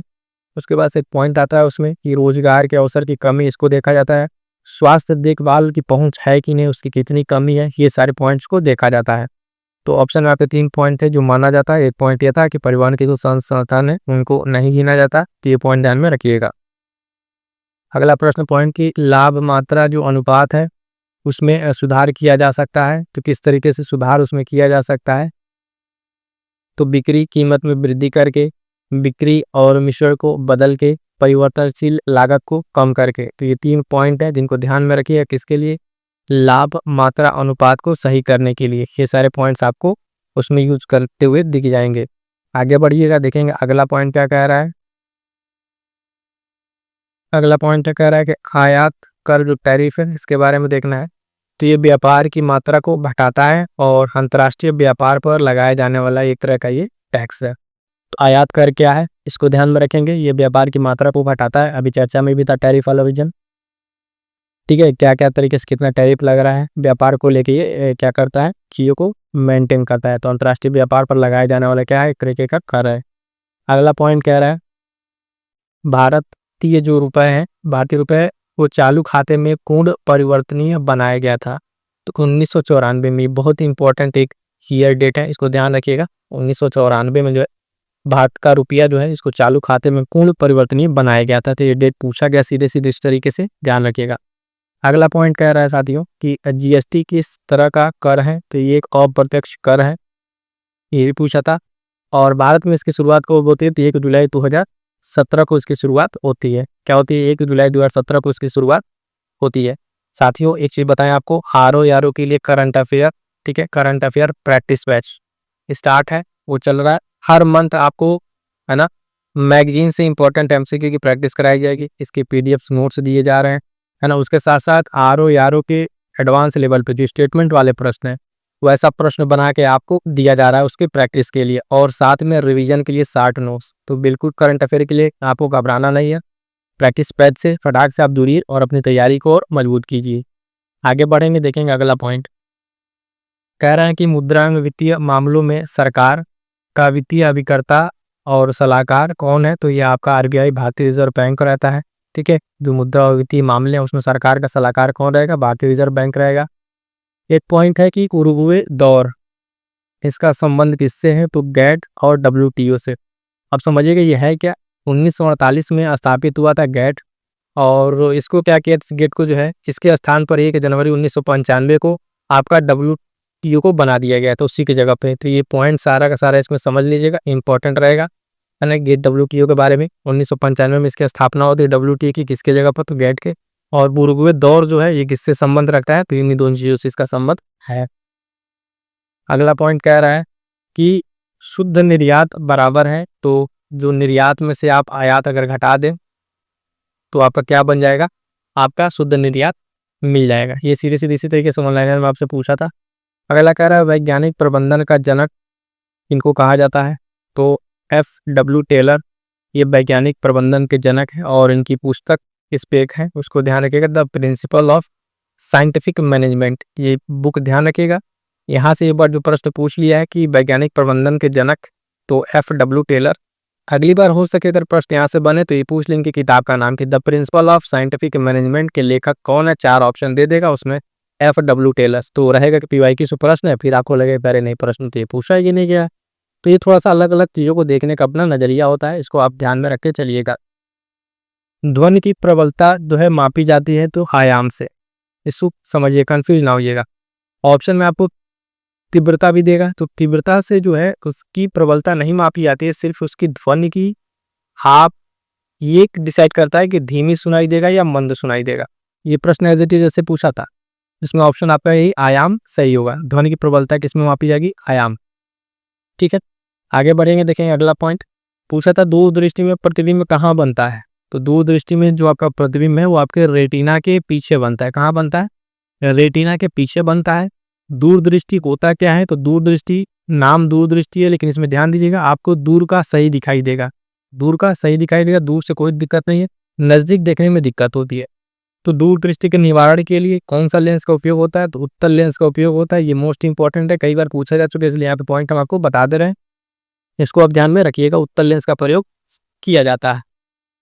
ठीक है, नाभिकीय ऊर्जा का उपयोग जो है प्रायः इस तरीके का काम करेगा प्रदूषण का, तो ये उष्मीय प्रदूषण का काम करेगा, इस तरीके को प्रदूषण का, उष्मीय प्रदूषण का काम करेगा। आगे बढ़ेंगे, अगला प्रश्न पूछा था प्रत्येक क्रिया के समान एक और विपरीत प्रतिक्रिया होती है, यह नियम किसका है, 4 ऑप्शन दिया था, तो आप जानते हैं ये ऑप्शन जो है न्यूटन बाबा का ये नियम है। ठीक है, न्यूटन बाबा का नियम, प्रत्येक क्रिया के प्रति अभिक्रिया होती है, और इनका जो न्यूटन का नियम है गति का 3 नियम, उस नियम को जान लीजिए, प्रथम नियम, द्वितीय, तृतीय। प्रथम नियम कहता है कि जड़त्व का नियम, दूसरा संवेग का नियम, तीसरा क्रिया प्रतिक्रिया का नियम। तो यहाँ पे आपसे पूछा ही क्या था, आपसे पूछा था क्रिया प्रतिक्रिया वाला नियम, और पूछा था किसका ये है, तो न्यूटन का थर्ड लॉ है। बाकी दोनों नियम आपको हमने यहाँ पे बता दिया है। अगला पॉइंट है कि जो एक ऐसा संचरण का प्रकार बताइए जिसमें जो है माध्यम की आवश्यकता ना हो, तो विकिरण। विकिरण को ध्यान दीजिए कि एक ऐसा संचरण है ऊर्जा का प्रकार जिसमें आपको माध्यम की आवश्यकता नहीं होती, यानी माध्यम बिना माध्यम के ही विकिरण से आपकी ऊर्जा का स्थानांतरण हो जाता है। बाकी संवहन है, चालन है, उसके लिए आपको माध्यम की आवश्यकता पड़ेगी, लेकिन जो आपका विकिरण है इसको ध्यान रखिएगा, इसके लिए आपकी आवश्यकता नहीं पड़ेगी। अगला पॉइंट ध्यान दीजिएगा, कह रहा है कि न्यूट्रॉन, प्रोटॉन और पाई जो मेसन है और क्वार्क ये दिया था, इसमें पूछा था कि मूलभूत जो कण है कौन सा मूलभूत कण है, तो इसमें ध्यान दीजिएगा जो मूलभूत कण होगा वो आपका क्वार्क होगा। कौन सा, क्वार्क। क्वार्क के बारे में जानिए, और उससे पहले पॉइंट यहाँ ध्यान रखिएगा, पाई मेसन डिस्कोज जो है Yukawa ने किया था, ये इंपॉर्टेंट है, अलग से आपको बता रहे हैं, कई बार ये पूछा जा चुका है अलग अलग परीक्षाओं में। और यह एक अस्थायी मूल कण है। पाई मेसन क्या है, तो ध्यान दीजिएगा एक अस्थायी मूल कण है, और जो मूलभूत कण होते हैं उनको 2 वर्गों में बांटा गया है, जिसमें एक जो है आपका क्वार्क है और दूसरा लेप्टॉन है। क्या है, क्वार्क और लेप्टॉन। तो क्वार्क यहाँ पूछा जा चुका है, अगली बार के लिए हो सके तो ये लेप्टॉन जो है आपसे पूछ ले, तो दोनों पॉइंट को ध्यान रखिएगा, और इस पॉइंट को भी कि Yukawa ने पाई मेसन भी खोज की थी। आगे बढ़ेंगे, देखेंगे अगला पॉइंट क्या था, तो स्टेनलेस स्टील में जो है लोहे के साथ क्या मिलाया जाता है, जो स्टेनलेस स्टील बनाई जाती है उसके लिए उसमें लोहे के साथ उसमें मिलाया जाता है क्या, क्रोमियम को। किसको, तो साथ ही ध्यान दीजिए क्रोमियम को मिलाया जाता है स्टेनलेस स्टील में और उसके साथ साथ 1-2 मेटल और मिलाए जाते हैं, लेकिन जो है यहाँ पे इंपॉर्टेंट जो ऑप्शन के अकॉर्डिंग यहाँ पर क्रोमियम सही उत्तर हो जाएगा। अगला एक बहुत छोटा सा पॉइंट प्रश्न के रूप में पूछा जाता है कि नाभिक का जो आकार है वो किस कोटि का होता है। नाभिक है जो आपका, उसका आकार किस कोटि का होता है, तो 1 × 10⁻⁻15 मीटर के कोटि का होता है। तो ये एग्जैक्ट इसी तरीके से आपके ऑप्शन में 4 ऑप्शन दे देगा, 1 × 10⁻⁻6 दे देगा, -10 दे देगा, इस तरीके से। तो ये कोटि एग्जैक्ट याद रखिएगा। अगर सेंटीमीटर में दे तो उस हिसाब से यहाँ पे चेंज हो जाएगा, है ना, लेकिन मीटर में ही ज़्यादातर पूछा जाता है। तो ये पॉइंट आपको देती जैसे ही फैक्ट के तौर पे याद रखिएगा। अगला पॉइंट पूछा था, कह रहा है कि कांच को जो है गहरा नीला रंग प्रदान करता है। कांच अगर है तो उसको गहरा नीला रंग कैसे उसको मिलता है, तो कोबाल्ट ऑक्साइड के द्वारा। किसके द्वारा? कोबाल्ट ऑक्साइड के द्वारा, ध्यान दीजिएगा। और इसके साथ कुछ अन्य पॉइंट्स हम आपको यहाँ पे डिस्कस कर दे रहे हैं, जैसे कि देख लीजिएगा। अब यही देखिए PYQ का आपका यही अलग से नोट्स है। आपसे एक बार पूछ लिया कि इस नीला रंग बनता है, तो उससे रिलेटेड अगर आप थोड़ा सा ध्यान देके तो आपको मिले कह रहे अन्य भी तो कलर बनते हैं, उन कलर को भी यहाँ पे हमने आपको नोट करा दिया। जैसे कि फेरिक ऑक्साइड, इसको मिलाने से क्या बनेगा, भूरा रंग बनेगा। क्रोमियम ऑक्साइड जो है ये क्या रंग प्रदान करेगा, तो उसको हरा रंग प्रदान करेगा। तो ध्यान दीजिए, गहरा नीला रंग तो पूछ लिया है, अगली बार ये सके तो इनमें से कोई प्रश्न आपसे पूछ ले। क्यूप्रिक ऑक्साइड आप जब उसको उस मिक्स करेंगे तो मिलेगा कुछ चटक लाल बन मिलेगा। कैडमियम सल्फाइड अगर उसमें मिलेगा तो क्या बनाएगा, नींबू जैसा आपको पीला रंग देगा। तो ये पॉइंट को ध्यान रखिएगा। कांच को जो है गहरा नीला रंग तो कोबाल्ट ऑक्साइड देगा, और बाकी जैसे भूरा रंग हो गया, हरा रंग, लाल चटक लाल रंग कह लीजिए, पीला रंग, ये कंपोनेंट आपको जो है मिलाने से सब देगा। तो ये इंपॉर्टेंट है। इस तरीके से नोट्स में आपको जब वैल्यू एनरिचमेंट करेंगे तो चीज़ें आपके लिए ज़्यादा हेल्पफुल रहेंगी। आगे बढ़ेंगे, देखेंगे अगला पॉइंट क्या कह रहा है। कह रहा है विषाणु जनित रोग है, ठीक है। तो उसमें पॉइंट एक दिया था कि ऑप्शन में क्या पे जीवाणु वाला रोग दे दिया था। तो खसरा, रेबीज, पोलियो और जीवाणु जनित रोग यानी बैक्टीरियल डिजीज आपका क्षय रोग, टीबी, ये 4 ऑप्शन था। तो उसमें पूछा था कौन सा एक विषाणु जनित नहीं है, तो आपका ये ऑप्शन में आता क्षय रोग जो है, टीबी आपका क्या हो जाता कि जीवाणु जनित रोग। तो इसी तरीके से देखिएगा, जो एक जीवाणु जनित रोग विषाणु वाले के दोनों बैक्टीरियल और वायरस से जो डिजीज है उनको आप एक बार अच्छे से रट जाइएगा, ठीक है। यहाँ से प्रश्न बनते हैं, देखिए एक तो डिजीज से एक प्रश्न बनता है, उसके बाद से एक विटामिन से प्रश्न बनता है, ठीक है। ये 2 पॉइंट ऐसे यहाँ से प्रश्न आपको देखने को मिलता है। इसको आप अच्छे से तैयार कर लीजिएगा। आगे बढ़ेंगे, देखें अगला पॉइंट। देखिए इसी तरह पूछा विटामिन से, कह रहे विटामिन जो सूर्य के प्रकाश में त्वचा में बनता है, तो आपका कोई और विटामिन है। विटामिन डी का निर्माण जो सूर्य के प्रकाश में होता है, तो और ये काफ़ी इंपॉर्टेंट है। विटामिन से रिलेटेड कुछ पॉइंट आपको बताएं कि विटामिन के कमी से होने वाले रोग देख लीजिएगा। उसके साथ साथ विटामिन के जो अलग अलग नाम है वो नाम देख लीजिएगा। क्या जो फल या फ्रूट्स लेने से कौन से विटामिन मिलती है ना, वो चीज़ें ध्यान रखिएगा। सोर्स क्या होता है विटामिन का, वो सब चीज़ ध्यान रखेंगे। किस तरीके से घूम फिर के इन्हीं 3-4 पॉइंट से प्रश्न आपको देखने को मिलता है। अगला पॉइंट है, कह रहा है कि जीवमंडल एक तंत्र है, ठीक है। जीवमंडल क्या है, एक तंत्र का उदाहरण है सिस्टम का, और इसके कुछ मौलिक संगठक है।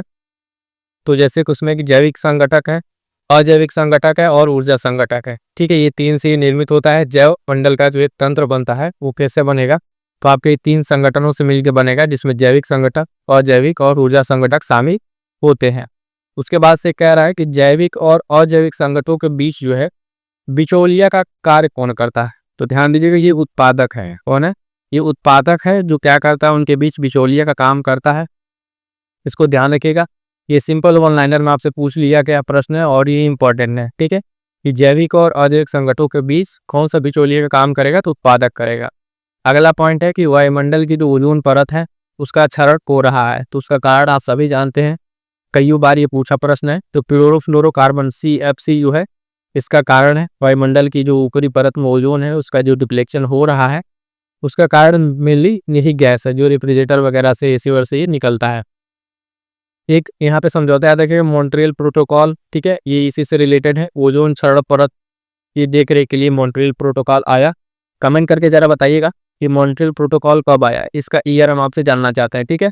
तो देखते हैं कितने लोगों को ये चीज़ याद है। कई बार EPPCS में भी पूछा हुआ प्रश्न है इस तरह के प्रोटोकॉल समझौते, और इस पर हमने क्लास भी ले रखा है। प्रमुख जो है सम्मेलन समझौते पर्यावरणीय, वो क्लास होगी। जो लोग पुराने होंगे, अगर क्लास रेगुलर कर रहे हैं, उनके चीज पता हो तो जरा सा साथी एक बार कमेंट जरूर कीजिएगा। मॉन्ट्रियल प्रोटोकॉल का ईयर आप बताइएगा, ठीक है। ईयर कमेंट करके बताइएगा। आगे बढ़ते हैं, देखेंगे अगला पॉइंट। अगला पॉइंट क्या है, देखिए फिर से एक इम्पोर्टेंट पॉइंट, प्रमुख हरित गृह गैसें, ग्रीन गैसें, ग्रीन हाउस। इसमें कौन कौन सी 4 गैसें दे दिया था, कहा था कि इसमें से कौन सी गैसें जो ग्रीन हाउस गैस नहीं है। तो देखिएगा, कार्बन डाइऑक्साइड आपका green house gas, nitrous oxide, methane भी आपका इसी में है, CFC, और जलवाष्प, उसके साथ साथ ओजोन, ये सब क्या है, ग्रीन हाउस गैसें हैं। ऑक्सीजन को ध्यान रखिएगा, ऑक्सीजन इसमें शामिल नहीं है। यही ऑप्शन में आपका दिया था, 4 ऑप्शन में 3 ऑप्शन ग्रीन हाउस गैसेस का दिया था और एक ऑप्शन जो है आपका दे दिया था ऑक्सीजन। पूछा था कौन सा जो है ग्रीन हाउस गैस इसमें से नहीं है, तो कौन सा हो जाएगा ग्रीन हाउस गैस नहीं है, ऑक्सीजन आपका तो नहीं है, लेकिन इसके साथ साथ जो अन्य और गैस हैं वो सारे गैस हम आपको यहाँ मेंशन कर दिए हैं। और ये आपको हम शॉर्ट नोट्स वाली भी क्लास में भी ये आपको प्रोवाइड करा चुके इस तरह के पॉइंट्स। देखिए साथियों, एक होता है कि पूरे सिलेबस को पढ़ना, ठीक है, पूरे सिलेबस को तैयार करना और अपना प्रॉपर क्लास करना, नोट्स बनाना। एक होता है एग्जाम ओरिएंट, मतलब पढ़ तो सभी रहे, सिलेक्शन सिर्फ कुछ ही का होगा। तो उसके लिए क्या है कि आपको थोड़ा सा स्मार्ट तरीके से समझना पड़ेगा, प्रश्न कहाँ से पूछ रहे, कौन जैसे टॉपिक्स है। एक बार कई लोग होता है कि रिवीजन करने बैठे, सपोज मान लीजिए कि एंशिएंट लेके बैठे, प्राचीन इतिहास, आप शुरू से लेके एकदम पाषाण काल के लेके पूरा एकदम पढ़े जा रहे हैं लगातार। अरे कम से कम जिस परीक्षा का आप एग्जाम देने जा रहे हो उसमें देखो किस किस पॉइंट से ज़्यादातर प्रश्न अब तक पूछे गए हैं और कौन से पॉइंट्स बच रहे हैं, कहाँ से पूछा सकते हैं। तो उस तरीके से सेलेक्टेड पढ़िए। बहुत ज़्यादा अगर जाएंगे अब लास्ट टाइम रिवीजन के लिए तो आप दिक्कत में आ जाएंगे। प्रोजेक्ट एलिफेंट के बारे में देखिएगा, कहने का मतलब यह है कि आप सिलेक्टेड जो कुछ जो पहले है उसको तैयार कर लीजिए, फिर समय बच रहा है तब डिटेल में जाइए। इस बात को मेरे समझिएगा। ऐसा नहीं कि आपको पढ़ने से मना है, लेकिन पहले वो चीज़ें तो पढ़ लीजिए जहाँ से प्रश्न पूछने की संभावना है, जो इंपॉर्टेंट है उसको पढ़िए जहाँ से प्रश्न बन रहे हैं। तो प्रोजेक्ट एलिफेंट के बारे में देखिएगा, कुछ जो स्टेटमेंट दिया हुआ था, फैला जाने प्रोजेक्ट एलिफेंट 1992 में ये शुरू हुआ था और ये केंद्र प्रायोजित योजना है। क्या है, केंद्र प्रायोजित एक योजना है। उसका एक लक्ष्य भी था कि मानव और हाथी के बीच जो टकराव हो रहा है उसकी समस्या को कम करे और पर्यावरण और जो पर्यावरण वन मंत्रालय है इसके द्वारा इसको लागू किया गया था। अब इस तरीके से देखिए, प्रोजेक्ट एलिफेंट है, टाइगर है ना, वन्य जीव संरक्षण है, उसके साथ साथ और भी है प्रोजेक्ट गैंडा, ये सब जो है इनका सब एक जगह पे लिस्टिंग होनी चाहिए। इसका नोट जबकि हम आपको शेयर कर चुके हैं एक पेज पे लिख के पूरा, कि सारे के सारे आपको एक जगह। तो चीज़ जो लोग टेलीग्राम पे के, ये टेलीग्राम जो चैनल आप जिससे जुड़े हुए हैं या फिर जो लोग नहीं जुड़े वो जुड़ जाएं, और ये यूट्यूब चैनल, यहाँ पे आपको कोई भी चीज़ें इरेलीवेंट नहीं दी जाएंगी। इतना समझिए कि जो क्लास आ रही है, एक एक क्लास टेलीग्राम का पे एक एक पोस्ट अगर आप मिस कर रहे हैं तो सब आपके परीक्षा के प्रश्न है, कहीं ना कहीं यहाँ तो प्रश्न पूछे गए हैं तो वहाँ से प्रश्न पूछे जाएंगे। किस चीज़ का एकदम ध्यान दीजिएगा, यहाँ पर हम कोई भी चीज़ आपको ऐसा नहीं देंगे जिससे आपका समय नुकसान हो या आपके लिए वो हेल्पफुल ना हो। तो हर एक चीज़ जो आप वहाँ पे दे रहे हैं वो सब आपके लिए काम की चीज़ है। तो इस बात का ध्यान रखिएगा और एकदम निश्चिंत होकर जितना दे रहे हैं उसको तैयार करते चलिएगा, चाहे टेलीग्राम पे जो शॉर्ट नोट्स दे रहे हैं या फिर यहाँ पे जो क्लास ले रहे हैं।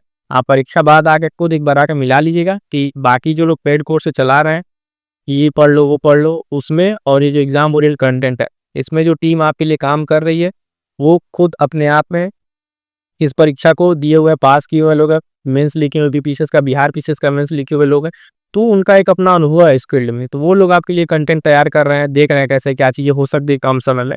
तो आई होप कि आप लोग की चीज़ें समझ में आ रही हैं जी, तो आप लोग इस चीज़ को अच्छे से फॉलो कीजिएगा। अगला पॉइंट कह रहा है भारत सरकार ने नॉर्वे गवर्नमेंट के साथ मिलकर एक जैव विविधता नीति जो है और कानून केंद्र की स्थापना की है, तो कहाँ पर, चेन्नई में।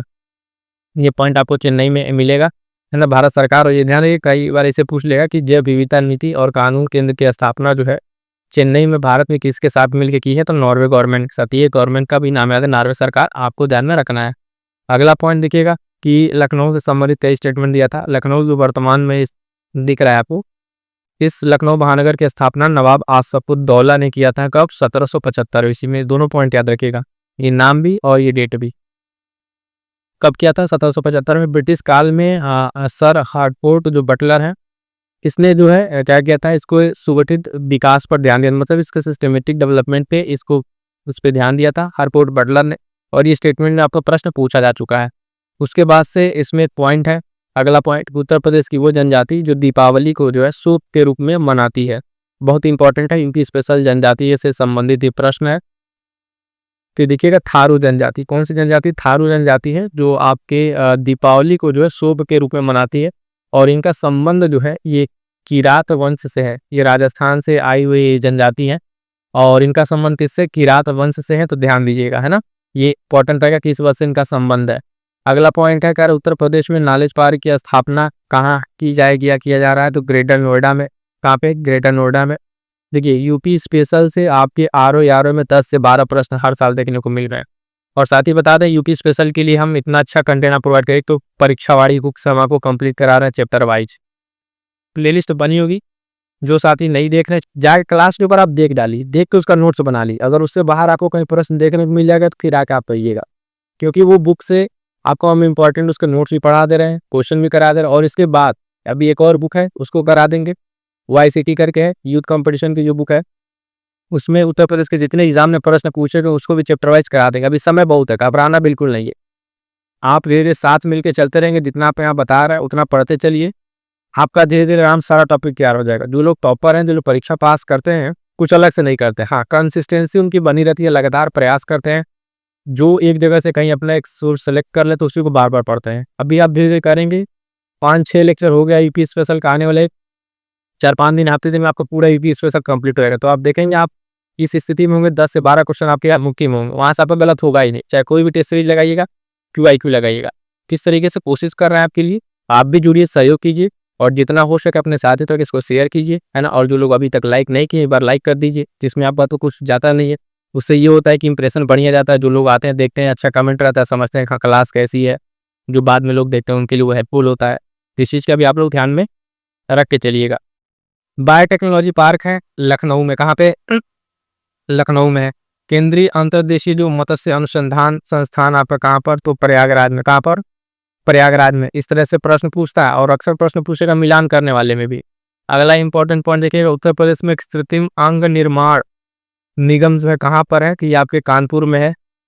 इसकी स्थापना जो है 1972 में होती है। कब होती है? 1972 में इसकी स्थापना होती है।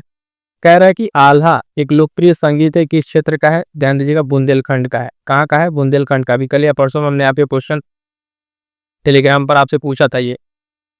भारत में मेथा तेल उत्पादन में उत्तर प्रदेश का योगदान कितना है? तो साथी देखिएगा 85% का यहाँ योगदान है। अगला फिर से मोस्ट इंपॉर्टेंट पॉइंट, भारतीय सब्जी अनुसंधान संस्थान कहाँ है? तो वाराणसी में। अब देखिएगा यहाँ पर एक ये वाराणसी वाला सब्जी अनुसंधान संस्थान, उसके बाद ये कृत्रिम अंग निर्माण कानपुर, अंतर्देशीय प्रयागराज, बायोटेक्नोलॉजी पार्क लखनऊ और ये नॉलेज पार्क, ये 4-5 इतने इंपॉर्टेंट है, अल्टरनेट ईयर में आपको उत्तर प्रदेश की परीक्षाओं में देखने को मिल जाएंगे। इन सबको एज इट इज आप नोट्स बनाते चलिएगा और जितना है उसको बार बार रिवीजन कीजिए, प्रैक्टिस करते चलिएगा। आपका प्रीलिम्स एकदम से नहीं रुकेगा। और करंट अफेयर के लिए तो एकदम से जुड़ना ना भूलिएगा, जितने सेशंस हम करा रहे हैं, है ना, उतना अगर आप तैयार कर लेंगे तो नो डाउट आपका प्रश्न गलत नहीं होगा। अभी एक और काम चल रहा है करंट अफेयर पे, जो स्पेशल सिर्फ RO उसमें सिर्फ स्टेटमेंट वाले प्रश्न पे प्रश्न बन रहे हैं। पूरे महीने के करंट अफेयर को कवर करते हुए आयोग के नए पैटर्न को क्लास को डिजाइन किया जा रहा है। बहुत जल्द आपको क्लास देखने को मिलेगी। एक क्लास उसकी हो चुकी है, ठीक है।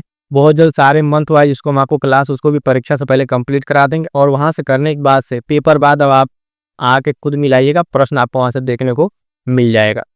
आगे बढ़िएगा, देखिएगा अगला प्रश्न क्या कहा था इसमें, औद्योगिक क्षेत्र दिया था और संबंधित जिला दिया हुआ है। इसमें क्या पूछ रहा है? सुरमा उद्योग, तो कहाँ पर आपका? बरेली। ब्लैक पॉटरी उद्योग मोस्ट इंपॉर्टेंट लगा लीजिएगा, निजामाबाद, ये आजमगढ़ से रिलेटेड है। कत्था उद्योग की बात करेंगे तो ये भी आपका बरेली। बांसुरी उद्योग आपका पीलीभीत हो जाएगा। प्लाईवुड आपका सहारनपुर और 1-2 जिले और है सीतापुर वगैरह करके, लेकिन मेनली आपका यहाँ पे क्या है? सहारनपुर, ठीक है। तो ये सारे औद्योगिक क्षेत्र और संबंधित जिला अक्सर प्रश्न यहाँ से देखने को मिल जाता है। फिर इसी तरीके से 2-3 पॉइंट और है, सूची 1 सूची 2 करके।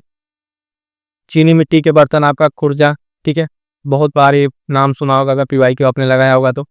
पीतल का जो आपका है पीतल नगरी मुरादाबाद जानी रहे, इस पे भी आपका स्टेटमेंट वाला प्रश्न बन चुका है। Special economic zone Uttar Pradesh का पहला बार ये बना था उत्तर प्रदेश सरकार द्वारा मुरादाबाद, PYQ में भी आपको पढ़ाए हैं।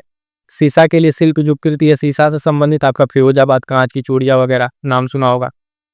ये सारे पॉइंट्स है, बहुत इंपॉर्टेंट है। अगला कह रहा है उत्तर प्रदेश राज्य चर्म विकास एवं विपणन निगम लिमिटेड स्थित है, तो कहाँ पर? आपके आगरा में। राज्य का जो चर्म विकास एवं विपणन निगम लिमिटेड है कहाँ स्थित है? तो ध्यान दीजिएगा आगरा में स्थित है और इसकी स्थापना जो है 1974 में होती है। कब होती है? 1974 में इसकी स्थापना होती है। अगला पॉइंट कह रहा है कि इसमें पूछा था महाकुंभ मेला जो है प्राय कितने वर्ष बाद आयोजित किया था? तो 12 वर्ष बाद अभी हाल फिलहाल महाकुंभ हुआ। इससे भी प्रश्न बनने की पूरी संभावना है। महाकुंभ के इतिहास से लेके और करंट में क्या क्या चीजें रही हैं, किस तरह से इस प्रोग्राम को आयोजन किया गया है, आने वाले जो परीक्षा है उसमें महाकुंभ से रिलेटेड आपको प्रश्न देखने को मिल जाएगा। इवन दो जो आपका यूपीपीसीएस मेंस होने जा रहा है उसमें भी आपको कहीं न कहीं एसए में या फिर आपके जीएस के पेपर में इस महाकुंभ पे आपको एक प्रश्न देखने को मिल जाएगा, इतना तो श्योर रहिएगा। अगला प्रश्न कह रहा है राज्य दिया हुआ है और स्थापना वर्ष, तो ध्यान दीजिएगा नागालैंड आपका 1963, झारखंड आपका सन 2000, तेलंगाना 2014, सिक्किम 1975। दो तरीके से यहाँ प्रश्न पूछता है, एक तो आप ऐसे देकर मिलान करने के लिए देगा तो ABCD मिलान कीजिए, और एक होता है आपका क्रम में अरेंज कीजिए, काल क्रम में, यानी आपको ये नहीं देगा, ये वाला बॉक्स आपको हटा देते हैं, ये नहीं देगा, आपको सिर्फ ये नाम दे रहा है कि इसको अरेंज करना रहेगा। तो कैसे अरेंज करेंगे, जब आपको डेट मालूम रहेगा तब आप अरेंज कर पाएंगे। तो पहले पौन बना उसके बाद से पौन बना। अगर इसका क्रम हम बनाएं तो क्या बनेगा, आपका नागालैंड पहले बनेगा 63, फिर आपका सिक्किम बनेगा, फिर आपका झारखंड बनेगा, फिर चौथे पे आपका क्या बनेगा, तेलंगाना बना। तो इस तरीके से प्रश्नों को करने की प्रैक्टिस करते रहिएगा। अगला पॉइंट प्रश्न के रूप में क्या, समाचार पत्र और उसके प्रकाशक को दिया हुआ है। कह रहा बंगाली समाचार पत्र तो सुरेंद्र नाथ बनर्जी से संबंधित है। बंगवासी जोगेंद्र नाथ बोस, देखिए जो आपको एकदम नया लगेगा उसको तुरंत नोट कीजिए, पेन पेपर लेके बैठे तुरंत नोट कीजिए। क्लास करने का मतलब ही यही है, आपके साथ पेन पेपर होना चाहिए। अगर ये काम आप नहीं कर रहे हैं तो सिर्फ अपना टाइम पास कर रहे हैं, आपको लग रहा है क्लास सुन लेंगे हो जाएगा, तो नहीं, वो आप तब कीजिएगा जब एक बार आप इसको करके क्लास नोट्स बना लिए रहेंगे, तब दोबारा आप एक स्पीड बढ़ा कर सुन लीजिए, या फिर आपको चलते चलते कहीं हैं उस तरह से आप कर लीजिए। लेकिन पहली बार में ये गलती ना कीजिएगा। अगर आप सिर्फ क्लास कर ले रहे हैं, आपको लग रहा है कि आपका हो गया, तो इस गलतफहमी में ना रहिएगा दोस्त, आपके लिए बहुत घातक होगा। आप पढ़िए, नोट्स बनाइए, नोट्स आपके पास रहेगा तो उसको रिवीजन करेंगे तो पता चलेगा कितना आपने पढ़ा है कितना नहीं है। वंदे मातरम कह रहा है अरविंद घोष, क्या है वंदे मातरम, अरविंद घोष से रिलेटेड है। अमृत बाजार पत्रिका मोस्ट इंपॉर्टेंट पत्रिका मोतीलाल घोष के द्वारा, किसके द्वारा, मोतीलाल घोष के द्वारा। आगे बढ़ते हैं, देखता है अगला सूची, सूची 1 सूची 2 दिया हुआ, इसमें कह रहा है कि अष्टाध्यायी, तो ये पाणिनि से रिलेटेड है। महाभाष्य आपका पतंजलि, निरुक्त जो है यास्क से संबंधित है, और वर्तिका को अगर आप देखें तो कात्यायन, वर्तिका कात्यायन। देखिए दो तो आप इसमें बहुत इजीली याद होगा, आपका अष्टाध्यायी महाभाष्य पाणिनि पतंजलि वाला आप सबको याद होगा। ये दो मोस्ट इंपॉर्टेंट है, ये दो रिपीट होने के चांसेस, अक्सर लोग इसमें गलती करते हैं, निरुक्त और वार्तिका। ठीक है, तो अगले में ऑप्शन में मिला के आपको ये चीज दे दे तो नो डाउट कि आप इसको अगली बार से गलत नहीं कीजिएगा। आगे बढ़ेंगे, देखेंगे अगला फिर से सूची, ये वाला भी प्रश्न शायद हम आपको दिए थे। सूची 1 सूची 2 की स्तूप क्या है, तो सांची से संबंधित है। चित्रकारी आपका बाघ गुफा से। कनिष्क की सिर विहीन मूर्ति मोस्ट इंपॉर्टेंट, ध्यान दीजिएगा ये मथुरा में ही आपको मिलेगी। और दशावतार मंदिर, दशावतार मंदिर जो है आपका देवगढ़ में मिलेगा। क्या है, मोस्ट इंपॉर्टेंट है उत्तर प्रदेश के पर्यटन स्थलों में, है ना, देवगढ़ झांझ। अगला पॉइंट सही सुमेलित करने वाले में इंदु प्रकाश आपका MG रनाडे, इंदु प्रकाश आपका क्या है MG रनाडे। नेटिव ओपिनियन आपका क्या होगा, BN मंडलिक, क्या होगा BN मंडलिक हो जाएगा। और बॉम्बे क्रॉनिकल जो है फिरोज शाह मेहता, कौन, फिरोज शाह मेहता। इंडियन मिरर की बात करेंगे तो देवेंद्रनाथ टैगोर, क्या हो जाएगा साथियों, ये देवेंद्रनाथ टैगोर हो जाएगा। क्लियर है यहाँ तक। तो चलिए साथियों, ये था आपका कंप्लीट 2017 का मेंस का पेपर है, इसका शॉर्ट नोट्स। इसी तरीके से हम लोग जो कंप्लीट करते आ रहे हैं, हम बाकी थोड़ा सा और बचा है 10 का और 14 का कंप्लीट कर लेंगे, उसके बाद से प्रीलिम्स के पेपर को आपको करा देंगे। साथ ही लगातार जुड़े हुए हैं उनका बहुत बहुत धन्यवाद। और ये चीज़ इसलिए कह रहे हैं कि आपको इसका फायदा आपको एग्जाम में देखने को मिलेगा। आपको सारी क्लासेज यहाँ पे एग्जाम ओरिएंटेड दी जा रही हैं, और करंट अफेयर का बहुत ही महत्वपूर्ण योगदान इस परीक्षा में। तो साथियों, करंट अफेयर आप कहीं से भी पढ़ रहे हो लेकिन प्रैक्टिस जरूर कीजिए, और प्रैक्टिस हम लोग जिस तरीके से करा रहे हैं, जो नोट्स दे रहे हैं, है ना, वो आपको परीक्षा में सीधे सीधे हेल्प करेगा। तो जो साथी जुड़ना चाहते हैं वो टेलीग्राम से जरूर जुड़ जाइएगा। और भी अगर आपको कोई डाउट है तो आप कमेंट जरूर कीजिए। बाकी सारी क्लासेस के लिए, रेगुलर अपडेट्स के लिए बने रहिएगा, क्योंकि चाहे यूपी स्पेशल की क्लासेस हो, टेस्ट सीरीज हो, सब अल्टरनेट आपको अब तो और क्लासेस बढ़ जाएगी। अभी तो हिंदी की भी क्लासेस शुरू हो गई हैं, वो भी क्लासेस आ रही हैं, तो जुड़ना ना भूलिएगा। और एक बार फिर से कहेंगे भाई कि अपने साथियों तक शेयर कीजिए, और जो आपके फीडबैक्स उसको देते रहिएगा। चलिएगा, मिलेंगे फिर नेक्स्ट क्लास में। Thank you so much.